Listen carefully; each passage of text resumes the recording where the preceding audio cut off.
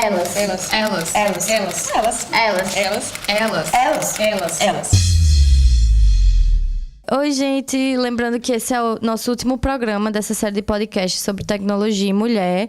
Mas não precisa ficar preocupado, porque nós estamos bem dispostos a discutir o papel das mulheres em outros âmbitos, né? Então a gente vai voltar com outros programas tão interessantes quanto. Eu sou Luli. Eu sou Manu. Eu sou a Adele. E esse é o Elas. Hoje a gente vai falar de um assunto que é, assim, bem Black Mirror, né? A gente pegou um gancho dessa matéria sobre como os estereótipos são reforçados a partir desses algoritmos. Foi de uma matéria que saiu no jornal É o País. E é uma matéria, assim, que ela discute muito gênero, né? Porque o nome da matéria é... Se está na cozinha, é uma mulher. Como os algoritmos reforçam preconceitos. E vocês leram a matéria, né? A matéria, ela se desenvolve se questionando como, sei lá, computadores ou aplicativos, programas, eles lidam com essa inteligência artificial. Porque, eu não sei, mas assim... Geralmente, para pessoas que não estão envolvidas com computação, a gente pensa que o computador consegue fazer muitas coisas. E ele, em algum momento, vai conseguir fazer mais que a gente. E quando eu li essa matéria, eu senti como... Claramente não é isso, sabe? Inclusive o contrário. Eles ainda estão muito ligados ao que a gente programa e o que a gente pensa. É tão ligado que até essas coisas que a gente tenta eliminar, né, da sociedade, sei lá, preconceitos, estereótipos, eles estão enraizados nesses computadores e nesses programas. Então, o tema de hoje vai ser discutir isso. A gente vai falar sobre a repercussão de preconceitos e estereótipos nos dados de programação, certo? E aí a gente tá aqui também, né, com a professora doutora Beatriz Trinchão e a estudante Alana Lúcia, que vão conversar com a gente hoje. Tudo bom, gente? Oi, tudo bem? Tudo bem. Muito obrigada pelo convite. Quanto tempo, né? Vocês voltam aqui sempre, porque vocês são perfeitas. Então. Quer que a gente comece a falar sobre isso? Então, em relação à matéria, eu vi que ela estava classificando pessoas negras como chimpanzés, não era isso? O problema não é o algoritmo em si, eu acho, assim, no fundo. O problema é que ele relata o que a sociedade tem. Os dados que a sociedade deu para o computador foram esses. Foram que não existia homem negro. Os dados que eles têm, que é analisado, tipo, uma imagem. Você tem uma imagem, você é analisado pixels. A professora Beatriz pode falar mais sobre isso, porque ela é da área de computação gráfica e processamento de imagem. Quando você tem uma imagem, você é processado vários bancos de dados com essas imagens todas, de vários homens. Quais são a maioria das imagens que a gente tem hoje? Homens brancos. A gente não tem imagens com homens negros. E isso pode ter afetado o programa a ter classificado. Porque ele não tinha banco de dados para referenciar, para taguear que aquele era um homem negro. Porque não tinha foto. Ele não sabia que era referência. Ele pegou o que era mais parecido em relação aos pixels do chimpanzé, entendeu? O que eu achei mais bizarro foi que eles não modificaram isso. Eles simplesmente apagaram todas as fotos que tinham no banco de dados de macacos e chimpanzés, para não acontecer esse erro. Mas aí eles não foram lá e... Não sei como é que faz isso. Programa para... Isso pode ter sido a solução emergencial. Tipo, no desespero, eles apagaram. Mas o que ela não comentou... Porque você, para processar... Procede muito. Por exemplo, eu fiz pós-graduação na UFPR. Então, lá no Paraná, a maioria dos alunos, assim como aqui, mas mais ainda lá, são homens brancos jovens, como a gente comentou mais no podcast anterior, né? E aí o que aconteceu? A gente estava treinando, fazendo a base de dados. Tipo, a gente não, meus colegas, eu não era desse grupo de pesquisa, mas meus colegas trabalhavam com biometria. Então, é reconhecimento biométrico, que é você ser reconhecido a partir de sua face. Ou de outras informações do seu corpo, como digitais, orelha. Chega ao ponto de até a língua, por exemplo, em casos mais extremos. É bem esquisito mesmo. É bizarro. Mas assim, todo mundo tem uma língua diferente, né? Então, é um muito, referencial. Muito prático, né? Mas é engraçado. Então, essa parte de reconhecer você por padrões do seu corpo. E a gente está treinando uma base. Só que o que acontecia? A gente treinava com voluntários dali. Então, eram estudantes de computação, o pessoal do Centro Politécnico, que é basicamente um monte de gente de exatas. Então, quem aparecia por lá, a gente chamava, aí colhia as imagens, colhia o 3D, as digitais. Então, você acaba tendo uma base que só conhece homens brancos. Aí você mapeia isso a casos como o que aconteceu na Câmara da HP, que ele não estava reconhecendo pessoas negras, porque não tem na base de dados. Claro, se não houve uma maldade de alguém ou alguma coisa ilícita, mas a tendência é que um programa de computador, se o programador não foi criminoso, certo? É que ele vai refletir o que você ensinar para ele, como uma criança. Se você ensinar para a criança que aquilo é certo, aquilo é certo, aquilo é certo, aquilo é certo, e reforçar aquela certeza do conhecimento, quando você apresentar a situação, ela vai dizer aquilo é certo. Então, quando você treina uma base, como, por exemplo, o caso das mulheres, né? Onde você tem, por exemplo, ferramentas que decidem com base em consultas à web, você vai procurar cozinha e pessoa. Aí vai aparecer um monte de mulher. Porque só nas imagens do Google. Porque são conceitos que estão arraigados na sociedade. Então, as pessoas tendem a, quando publicar uma matéria pronto, aí entrando no âmbito do jornalismo, né? Publica uma matéria sobre cozinha, aí bota uma foto de uma mulher. Publica matéria sobre não sei o quê, uma receita, tem uma foto de uma mulher.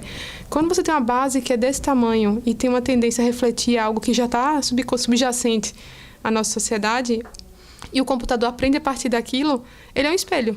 Então, ele acaba sendo realmente um reflexo das coisas, assim, que às vezes a gente não percebe. E aí, nesse ponto, essa questão de reconhecimento de faces, a outra questão que você levantou mais cedo, que foi a do... Não sei. Foram duas. A das mulheres na cozinha. Mulheres na cozinha e homens negros reconhecidos como macacos. Então, você tem uma base que não treina a máquina apropriadamente. Então, não necessariamente houve a maldade, mas houve o reflexo negativo. E o reflexo da sociedade também. Isso. Há consequências gravíssimas disso. Porque e aí, computador é burro. A gente tem que ensinar ele o que é um padrão, a gente tem que ensinar o que é aquilo. Tipo, ele vai saber isso aqui é uma agenda. Aí vai tirar uma foto aqui, isso aqui é um negócio bebê. Mas você tem que ter vários bancos de dados para ele reconhecer de vários ângulos o que é aquilo. E às vezes você pode colocar um melão e ele vai achar que é um bebê. Porque em algum padrão, alguma coisa que para ele é uma coisa que seria afetada no reconhecimento do bebê, é um bebê. Então, você acha que esse reconhecimento de padrões, ele ainda está muito sob o nosso controle?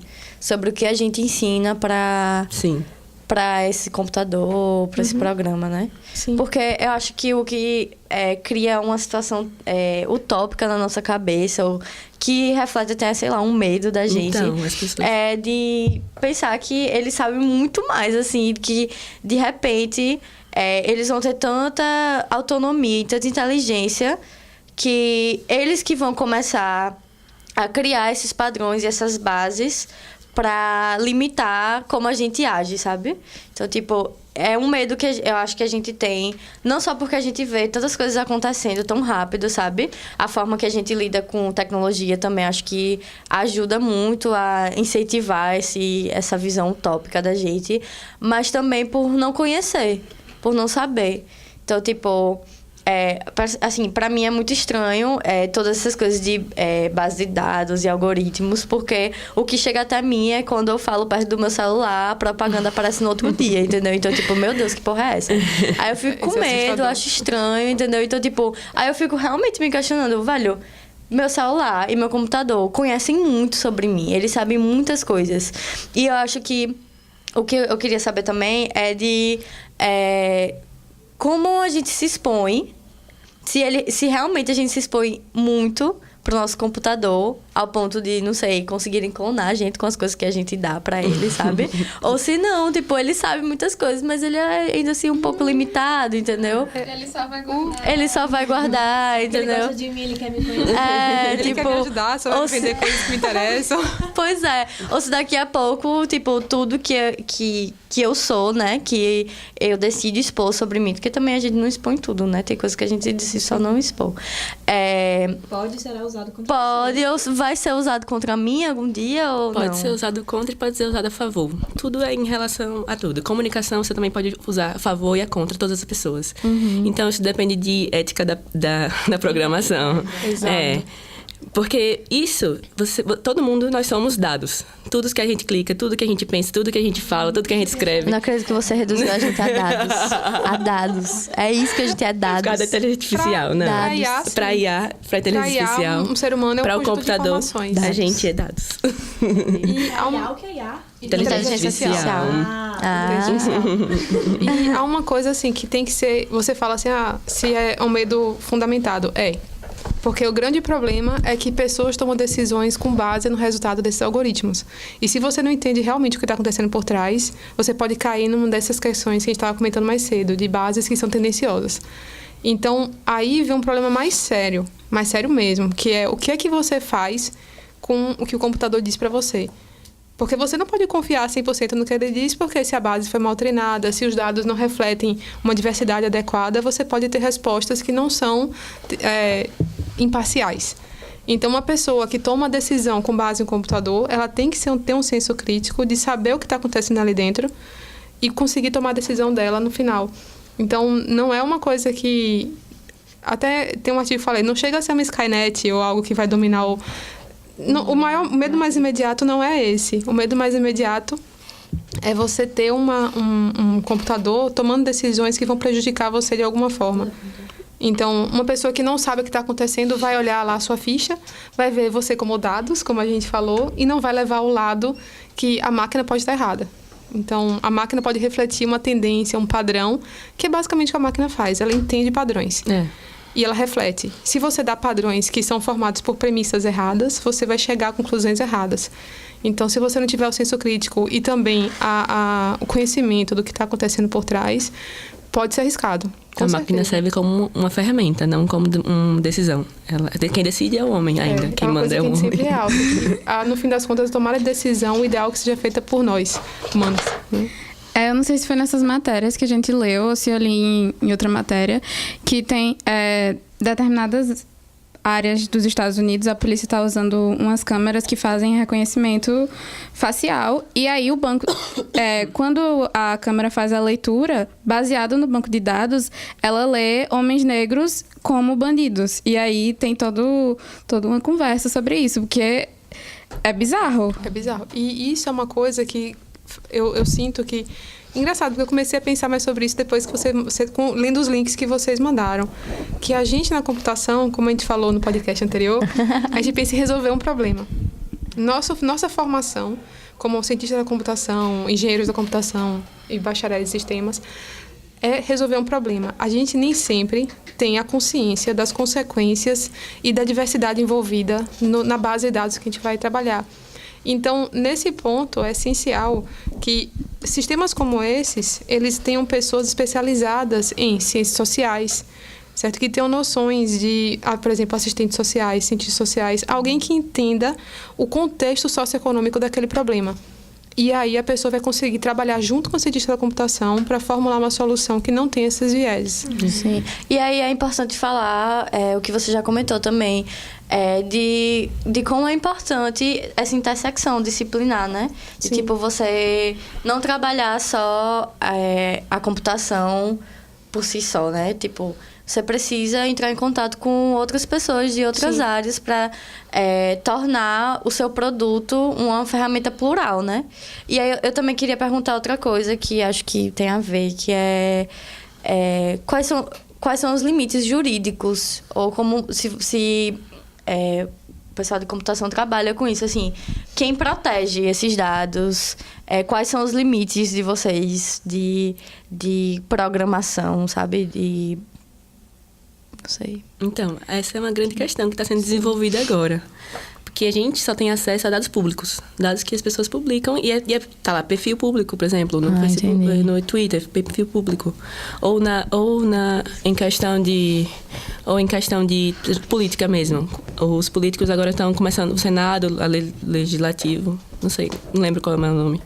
Mas eles estão agora publicando nos sites tudo o que acontece no local e tudo que os políticos estão desenvolvendo, estão gastando. Essas estão sendo reunidos e publicados. Esse é o acesso que a gente pode ter. Que talvez não seja tudo, né? Que não seja tudo e também não pode ser não ser verdadeiro.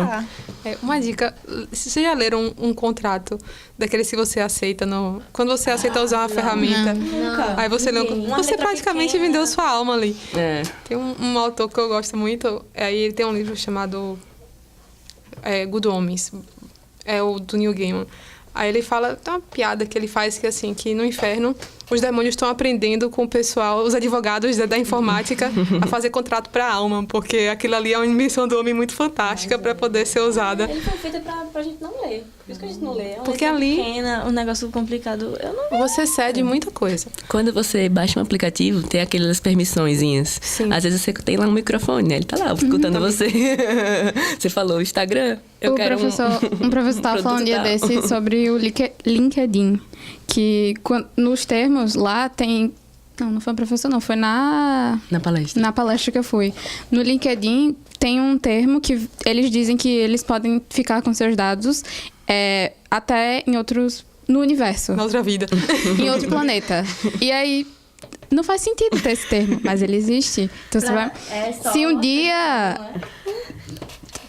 Existe vida em outro planeta, seu perfil no LinkedIn pode estar lá em outro planeta. E você já morreu há muito tempo. Tem altos planos de expansão, né?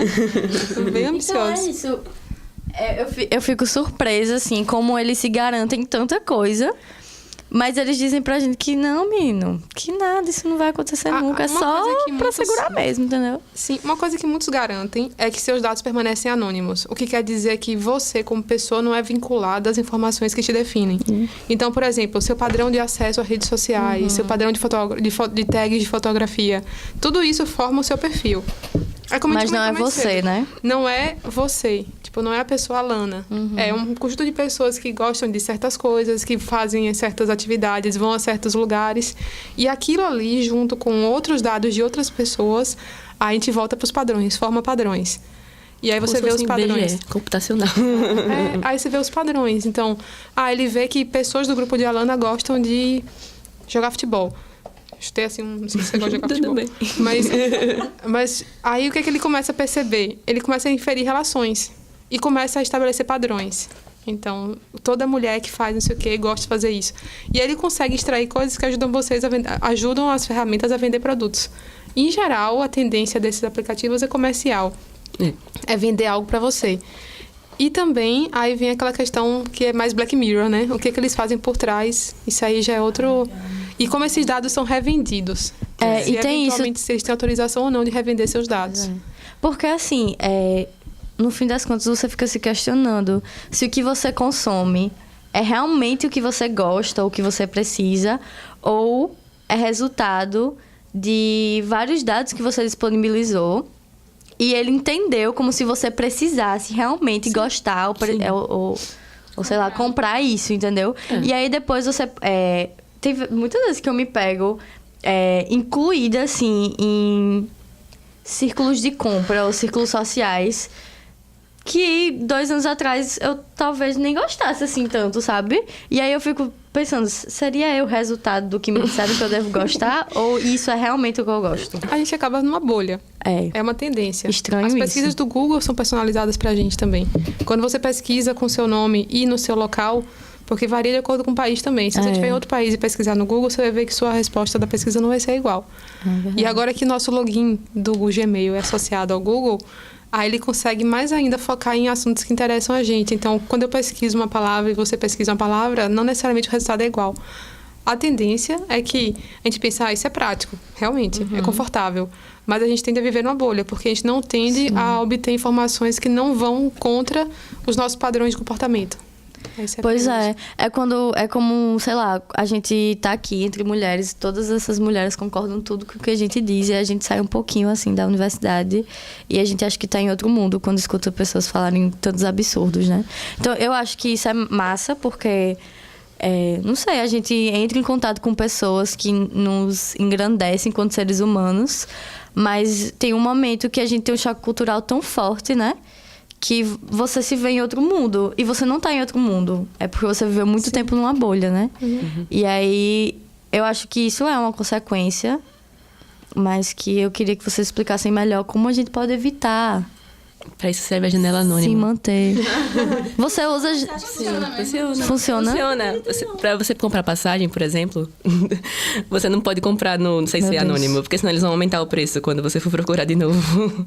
Isso aconteceu com minha tia. Se você ficar procurando a passagem sem ser anônimo, ela no outro dia tava lá mais caro. Mesma passagem, Fica aí eu abri a meu dica. computador e tava o preço de antes, entendeu?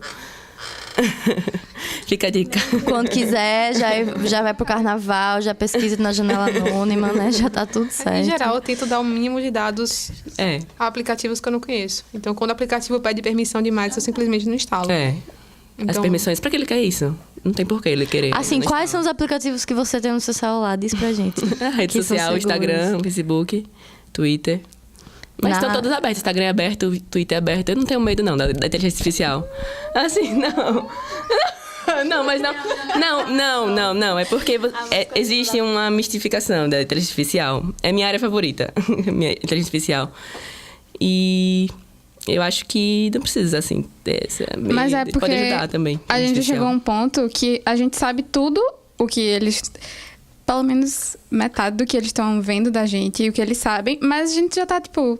Tá bom, deixa. Pode saber tudo da minha vida, eu não tô nem aí mais. Sedados. E a gente ainda não teve terrorista, uma consequência muito grande. Então a gente meio que acha que não tem nada. Até em questão de políticas públicas e coisas voltadas a isso, estão sendo feitas agora. Porque a internet surgiu e aí todo mundo usou loucamente. E aí não tem uma legislação que comande. E agora que tá surgindo isso, porque...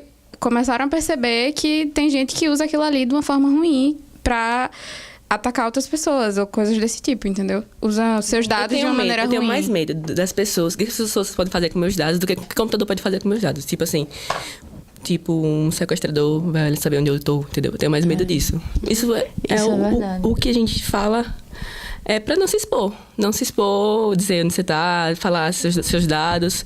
Coisas normalmente que são ditas para todo mundo em relação a isso de computação.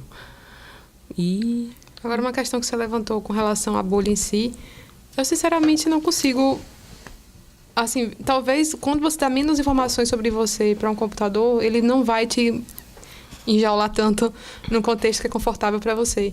Mas talvez existam outras formas de sair também dessa restrição de informações que a gente passa. Então, isso é uma coisa também a se pensar, né? Tipo, não, sinceramente, não saberia. Talvez você se envolver com círculos de pessoas presenciais, tipo, outras pessoas fora de redes sociais. Tem vários computadores, pesquisar de forma diferente em cada um. Essa questão da bolha em si, né? Tipo, como é que você conhece pessoas que pensam diferente de você se as redes sempre ficam procurando por similaridades? E como a gente comentou, por mais que a pessoa pense totalmente oposta de você, é bom que você saiba como a pessoa pensa. Porque às vezes ela tá certa, às vezes você tá certo. Então, nesse ponto, a gente tem que convergir para algum lugar. Então, até as opiniões ruins, muitas vezes são boas pra gente ouvir, assim como as boas pra gente melhorar. Então... isso é uma coisa a se pensar. Como a gente poderia fazer para não ficar preso a um conjunto de informações que a máquina dá pra gente? Isso é uma boa pergunta. E eu também não saberia quando ele te sugeria uma coisa, você sabe, tá me pesquisando.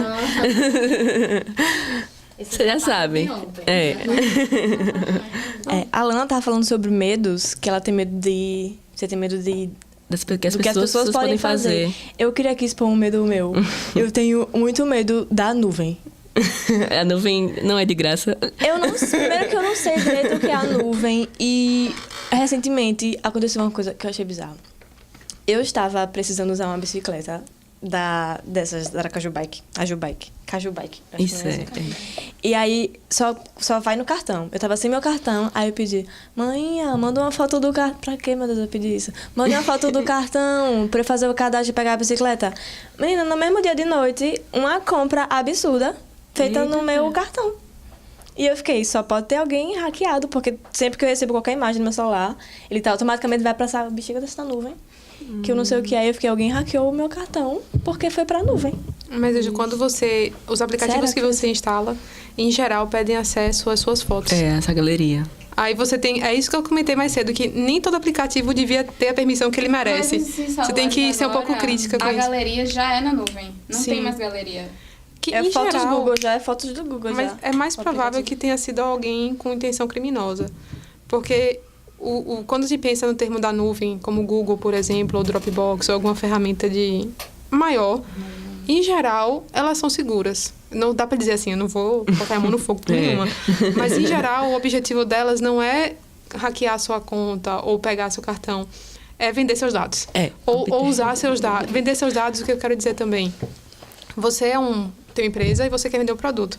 Aí você fala para o Google, olha, bote minha propaganda no perfil de público XYZ, porque eu pesquisei e esse perfil é o mais adequado, é o que mais compra. Ele vai usar isso para comprar. E é assim que ele ganha muito dinheiro. Agora, nesse ponto, podem haver aplicativos maliciosos, pode haver vírus, pode haver alguém que interceptou na rede que você estava conectada na hora. Você podia estar no Wi-Fi aberto de um lugar. N possibilidades. N possibilidades. E o que a pessoa faz? Não manda foto de cartão. Mãe, a culpa foi minha. Sabe uma coisa que eu faço? Quando eu preciso pegar uma coisa assim com meus pais, eu falo as siglas. Tipo, o dia que você nasceu, o dia que não sei quem fez não sei o quê, coisas que a pessoa saiba. Quando eu preciso comprar um gente dados sobre dados, né? Que são as pessoas. Aí é mais difícil, apesar de que eu não duvidaria que uma IA boa quebrasse. E tem isso também de... que você falou de Wi-Fi abertos, né? O que é VPN? E por que eu preciso ter um pouquinho de medo e entrar em Wi-Fi abertos? Que eles dizem assim, não, todos os seus... Você tem certeza que você quer entrar nesse Wi-Fi aberto? Todos os seus dados, não sei o quê, pode correr risco, não sei o quê. Aí você bota ok. É porque pelas redes de computadores, às vezes vocês podem acessar. A maioria dos hacks, eles funcionam através de redes de computadores. E eu não sei o que é VPN, porque eu estou estudando redes de computadores agora. Não tem problema também, eu também não sei. Quando você se formar, vai fazer um outro podcast. O que é VPN? É Virtual Private Networks. É redes... Mas eu só sei também porque eu aprendi em Redes 2 quando era graduanda. Tá. Depois eu não estudei mais, então eu não tenho uma noção mais aprofundada. Mas é quando você... Até onde eu sei, eu posso estar errada. Então, alguém de redes pode me corrigir futuramente. Mas é quando você cria uma rede virtual... No caso, é networks, né? Redes virtuais privadas. Você garante uma chave extra de segurança no acesso. Entendi. Então, você pode acessar uma rede pública e dentro dela você... Até onde eu sei, tá? Posso estar errado. Dentro dela você cria uma sub-redezinha que...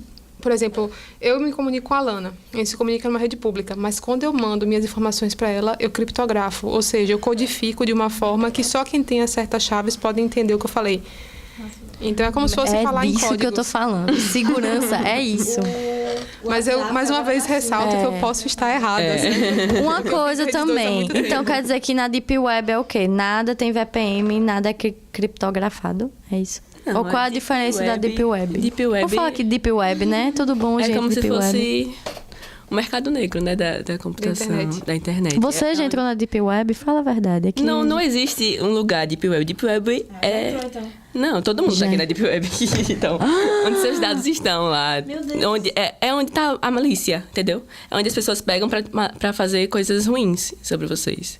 Ou sobre os seus dados. Geralmente, o pessoal fala que é onde vende arma. Não é onde... Não é que entra. Eu não sei se é ponto a ponto. Eu não sei como é que entra. Eu não sei como é a mecânica, mas pode ser que seja uma rede uma internet paralela, de uma maneira mais... É como se fosse uma rede ponto a ponto que funciona como a internet, mas não é exatamente a internet. E lá, até onde eu sei, todos os acessos são anônimos. Completamente anônimos. Então, ninguém sabe quem mandou a mensagem. Porque, por exemplo, se eu mandar um e-mail para você, é possível o Google rastrear a máquina de onde eu mandei e a máquina para onde vai. Nesse caso, as máquinas, elas são... Os IPs, que são esses identificadores que dizem quem é a sua máquina, eles são anônimos. E como é que eles conseguem isso? Assim... Aí... Eu não sei exatamente como, mas é programação. Eles vão... Até onde eu sei também, você pode entrar mascarado com o IP de outra pessoa. E aí, como cada um pode entrar com o IP de todo mundo, ninguém sabe quem é ninguém.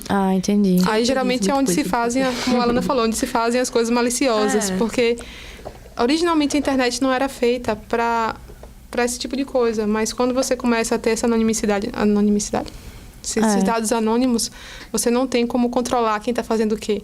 Então, se alguém está vendendo droga, se alguém está fazendo tráfico de gente... É triste, mas pode ter. Pode acontecer. É igual... E as pessoas têm uma certa segurança do que está acontecendo por trás. Aí, por outro lado, tem um lado positivo, que em países que são controlados de maneira ditatorial ou mais perigosa, as pessoas têm direito a ter um acesso anônimo Pois é. que não os incriminaria quando elas vão expressar as opiniões delas. Então, É tudo uma tem faca de isso. dois gumes. A Tecnologia Coreia, é bem... né? Que, por exemplo, se a pessoa pesquisar lá no Google democracia 3 vezes, a polícia vai bater lá na porta. Não assim, dessa forma assim, né? Então, mas é assim que acontece. Então seria... Mas certos países não têm o mesmo acesso que a gente tem. Certo. Assim como a gente também não tem necessariamente... eu não sei dizer também, mas eu acho que na China não acessa... Tem umas... Não sei O Google como entrou é. na China, eu não lembro. Não sei.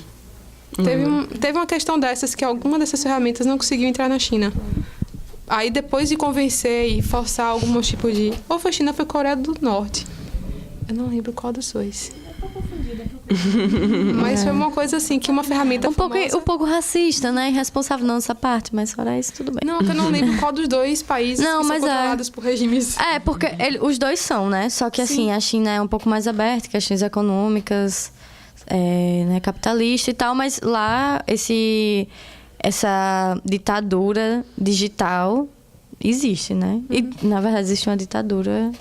Muito além disso. Mas o que eu queria perguntar era que... Esqueci. Eu esqueci. Batendo no microfone. Ah, não. Eu tava falando sobre exatamente isso da China, não poder pesquisar democracia 3 vezes e tal. Você acredita que a forma que a gente pesquisa aqui é uma pesquisa democrática, assim? Ou não? Sei. Uma boa pergunta. Não sei opinar Também sobre não isso. sei. Não tenho opinião formada. Até que ponto o Google filtra nossas buscas para não dar resultados. Porque eu não lembro da notícia exata, mas era uma coisa assim, que na China, quando você procurava pelo massacre na Praça da Liberdade, eu acho que não resultava... eu lembro que eu li algo sobre isso, que falavam que alguns tipos de busca não retornavam coisas que os chineses, ou... não lembro mesmo, que eu li. Mas coisas que as pessoas não deveriam saber porque não interessava ao governo. Ah, entendi. O Google limita as coisas, né? Até quando acontecem as postagens de nudes das pessoas, dos famosos, ele corta, né? Ele tira tudo do ar. O que você vai pesquisar sobre... Decisão judicial Decisão pode remover. remover coisas. Mas maliciosamente ou em aspectos democráticos, eu não sei dizer se há no Brasil. Não porque sei teve mesmo. o Marco Se Civil, soubesse, né? ia ser um negócio. Teve o Marco Civil, que inclusive foi no governo de Dilma, que ela decretou lá e tal, que limitava algumas coisas, mas todo mundo falava que era um projeto muito raso, assim. Que se conhecia muito pouco sobre a internet, se conhecia muito pouco sobre as consequências que ela trazia e, consequentemente, se conhecia muito pouco de como agir para controlar ela, entendeu? Mas... é isso, eu particularmente acredito que o que a gente pesquisa não é tão democrático assim quanto a gente acha que é. Porque eu acho que a internet ainda é, assim, um mito da democracia, sabe? A gente não tem acesso a tudo e tudo que a gente recebe também não é a verdade. Então, fica isso, né? Tipo... Mas o que é verdade? Vamos entrar aqui numa coisa mais filosófica. Voltando pro primeiro assunto, porque quando eu tava lendo essa matéria sobre as fotos no Google, eu lembrei que no Google Fotos, se você quiser, ele, de vez em quando, ele sugere também para ele te mostrar umas fotos e perguntar assim, tipo, o que você acha que é um carro? E aí você vai colocando o que é um carro, o que pra você é um carro. Então, Isso... Pra ver se você é uma pessoinha. É um teste pra você ver se você não é outro se você é um computador.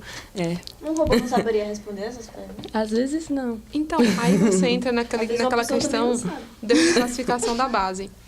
Quando a gente pensa em termos estratégicos, o Google tem 2 objetivos aí.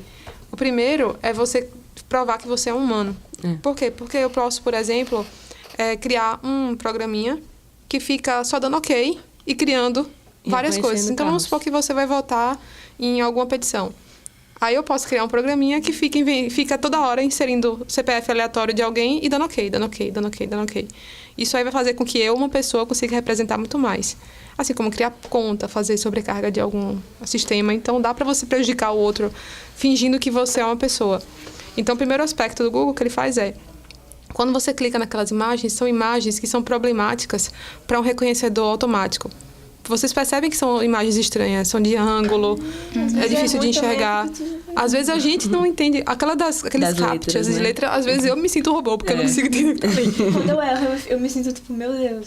Mas elas são difíceis, porque é pra um robô não reconhecer. Só que ao mesmo tempo que eles têm isso, eu não acredito que eles vão perder a chance de usar aquilo para fortalecer o sistema de classificação deles. Então, era isso que eu tava pensando. Eu não acredito que eles não usem isso como um aprendizado para as máquinas deles. Então, seria assim, o que é um carro? Nesse caso que... Você marca lá.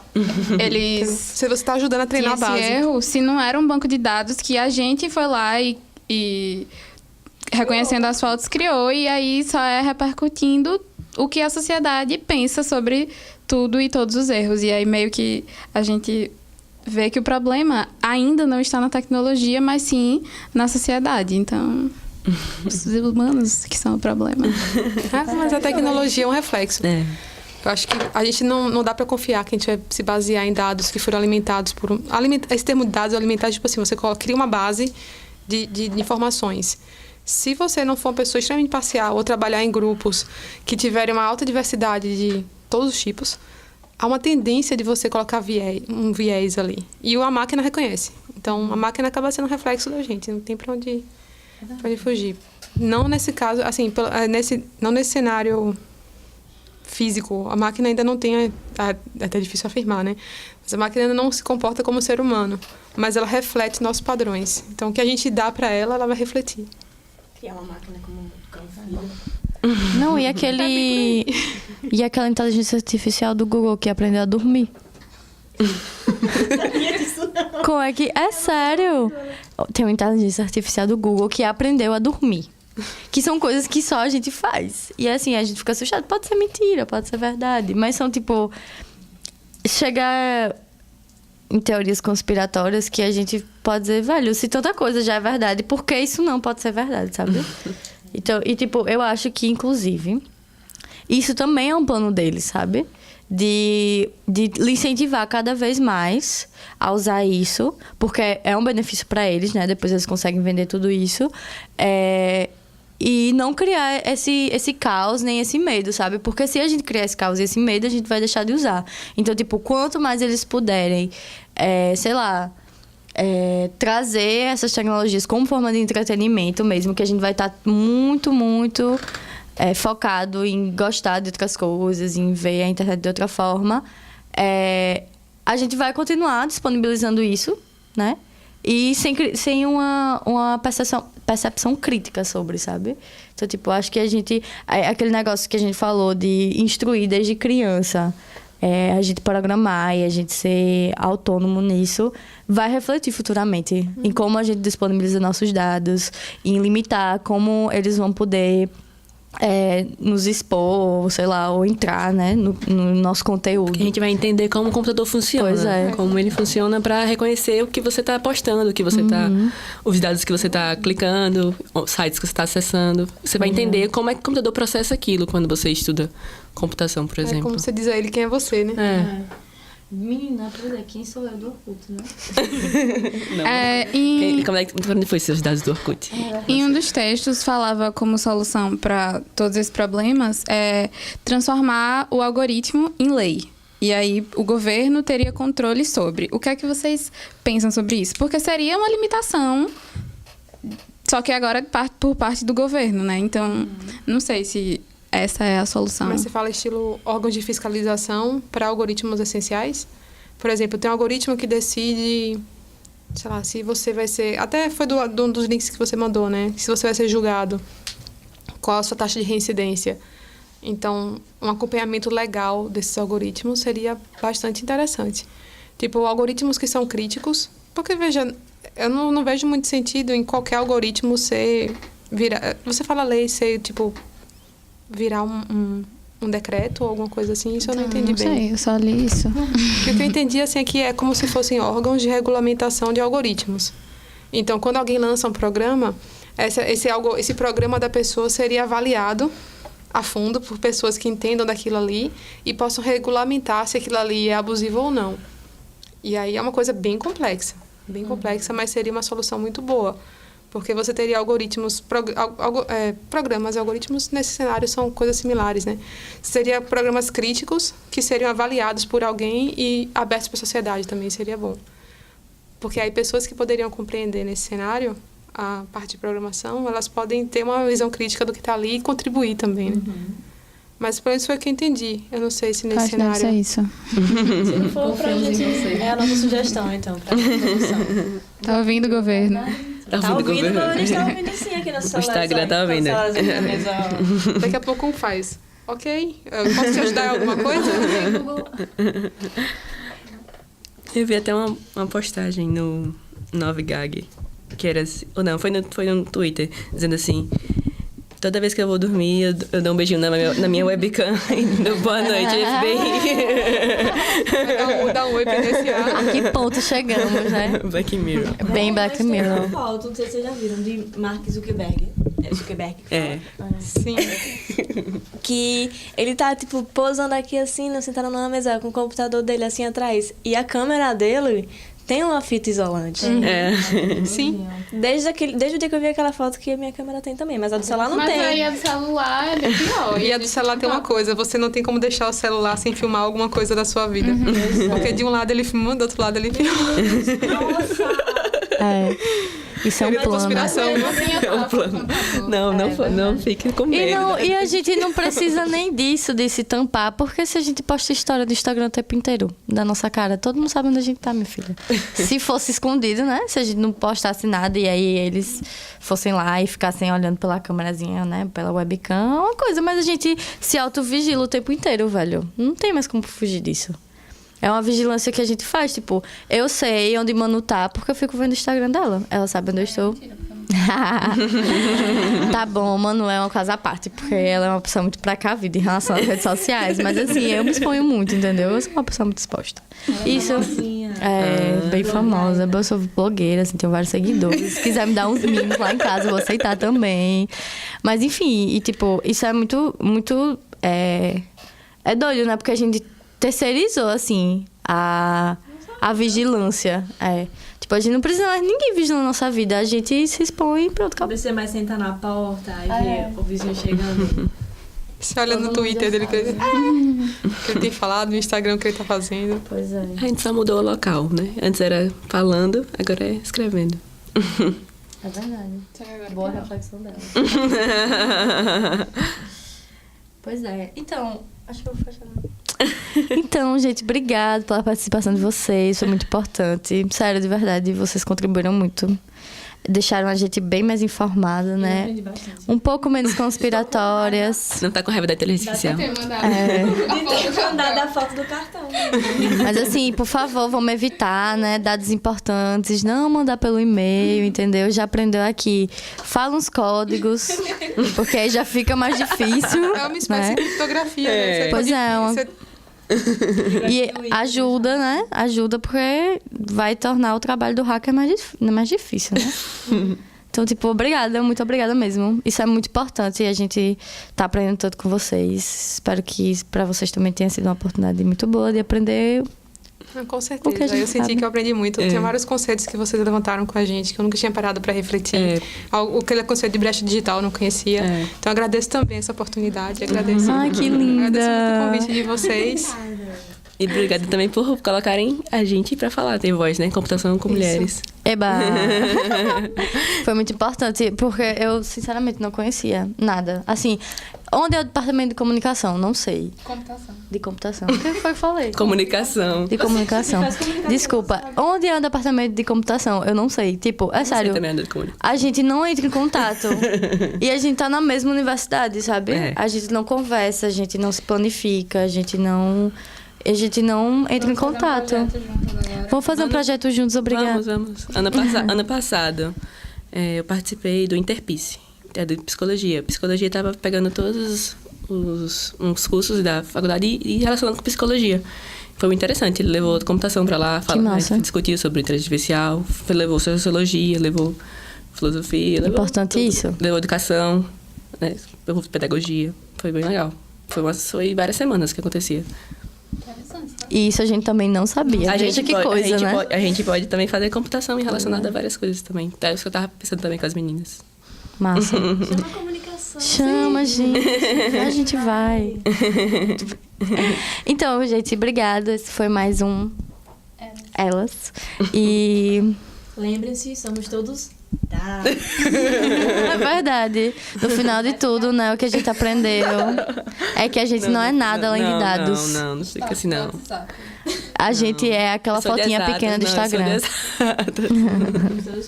Não, Pois nós é. somos pessoas importantes. Somos dados muito importantes. E sabendo disso, né, que a gente, né, tão importantes assim nesse mundo, a gente queria agradecer e finalizar o programa. Esse foi mais um Elas. Muito obrigada, professora. Pois é, muito obrigada a todo mundo. Muito obrigada, Léo. Nosso Valeu, captador Léo. de áudio. Ninguém ouviu a voz dele, mas ele tá por trás aqui, ó. Dá um oi, Léo. Bem alto. Valeu, Léo! É isso, nóis. pessoal. Até a próxima. Tchau, Beijo. beijos.